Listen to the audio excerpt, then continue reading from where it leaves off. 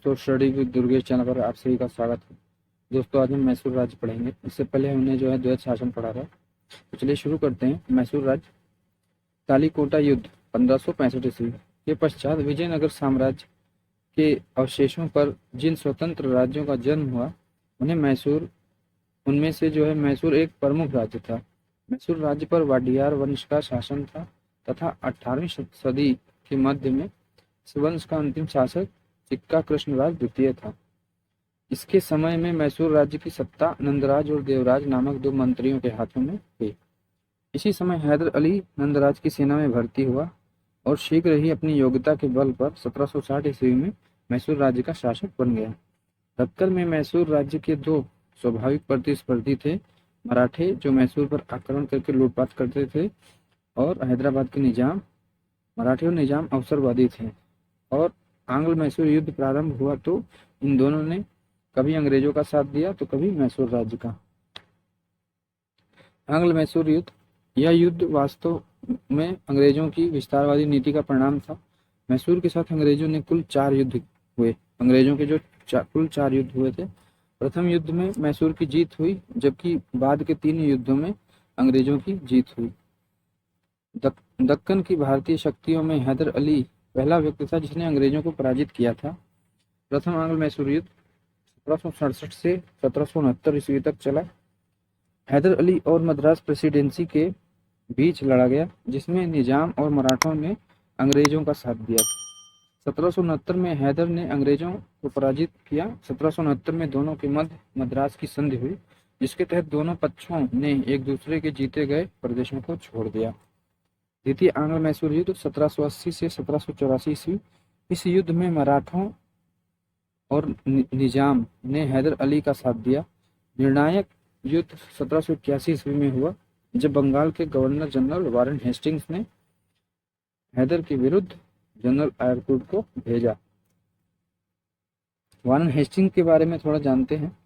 Warren Hastings 1772 में बंगाल का governor बनकर आया था और 1774 तक बंगाल का गवर्नर था। 1774 ईस्वी में बंगाल का गवर्नर जनरल बना दिया गया, जो तीनों प्रेसिडेंसियों को नियंत्रित करता था। वह यह था कि 1773 में रेगुलेटिंग एक्ट पारित हुआ, इंग्लैंड की संसद में पारित हुआ था। उद्देश्य यह था कि भारत में कंपनी के व्यापार को नियंत्रित करना। प्रायः हेस्टिंग्स को भारत का प्रथम गवर्नर जनरल भी कहा जाता। तो आयरकोट ने जो है 1781 में पोर्टो नोवा के युद्ध में हैदर अली को परास्त किया। इस युद्ध में घायल हो जाने के कारण 1782 में हैदर अली की मृत्यु हो जाती है। हैदर अली के बाद पुत्र टीपू ने 1784 तक अंग्रेजों के साथ युद्ध जारी रखा। अंततः दोनों पक्षों में मंगलोर की संधि हुई। 1784 में ये संधि हुई और दोनों पक्षों ने जीते हुए प्रदेश वापस कर दिया, एक दूसरे से जो प्रदेश जीते थे उनको वापस कर दिया। टीपू सुल्तान के बारे में आइए जानते हैं थोड़ा।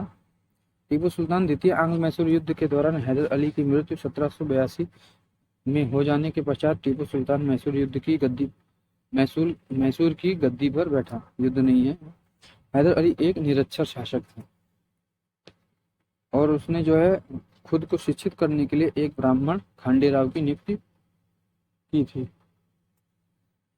टीपू सुल्तान एक पढ़ा लिखा योग्य शासक था और उसे अरबी, फारसी, उर्दू एवं कन्नड़ भाषाओं का ज्ञान था। हैदर अली ने कोई शाही उपाधि धारण नहीं की थी, लेकिन टीपू ने 1787 में खुलेआम बादशाह की उपाधि धारण की, अपने नाम के सिक्के चलाए और वर्षों एवं महीनों के हिंदू नामों के स्थान पर अरबी नामों का प्रयोग किया। टीपू के सिक्कों पर हिंदू देवी देवताओं की आकृतियां अंकित थीं। टीपू प्रथम भारतीय शासक था जिसने अपनी प्रशासनिक व्यवस्था में पाश्चात्य प्रशासनिक व्यवस्था का मिश्रण किया। टीपू नई रीति से चलने वाली अशांत आत्मा है, यह कथन थॉमस मुनरो का है। टीपू 1789 में हुई फ्रांसीसी क्रांति से प्रभावित था। माहे केरल की जो है फ्रांसीसी बस्ती मैसूर राज्य के अंतर्गत आती थी। फ्रांसीसी सैनिकों के प्रस्ताव पर टीपू ने श्रीरंगपट्टनम में जैकोबिन क्लब की स्थापना की और सदस्यता ग्रहण की। टीपू ने राजधानी श्रीरंगपट्टनम में फ्रांस और मैसूर की मैत्री के प्रतीक के रूप में स्वतंत्रता का वृक्ष लगाया, वह स्वयं को नागरिक टीपू कहने लगा। टीपू ने अंग्रेजों के खिलाफ विदेशी राज्यों की सहायता प्राप्त करने के लिए फ्रांस, अरब, कुस्तुनतुनिया, काबुल और मॉरिशस में अपने दूतमंडल भेजे थे। टीपू धर्मनिरपेक्ष दृष्टि वाला शासक था।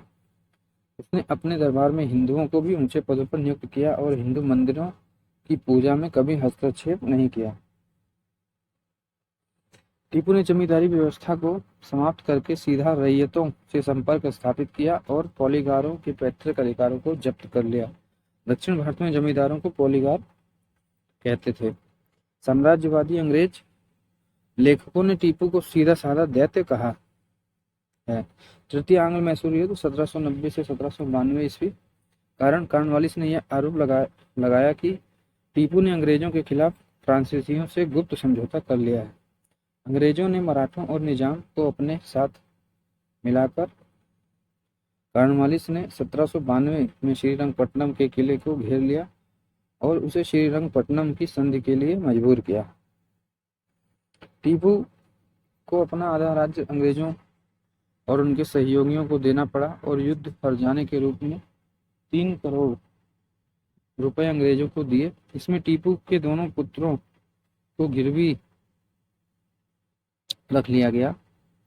अपने इसमें जो एक कथन कहा था अंग्रेजों ने, कॉर्नवालिस ने, कि अपने मित्रों को शक्तिशाली बनाए बिना हमने शत्रु को कुचल दिया। कॉर्नवालिस 1786 में पिट्स इंडिया एक्ट के तहत भारत आया और 1793 में भारत का गवर्नर जनरल बना।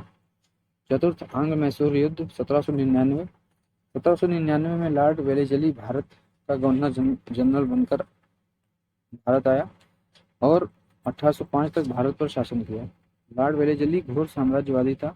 उसकी इच्छा थी कि जब तक वह भारत में है अधिक से अधिक भारतीय साम्राज्यों को अंग्रेजी साम्राज्यवाद में मिलाना, वह चाहे संधि के माध्यम से हो अथवा युद्ध के।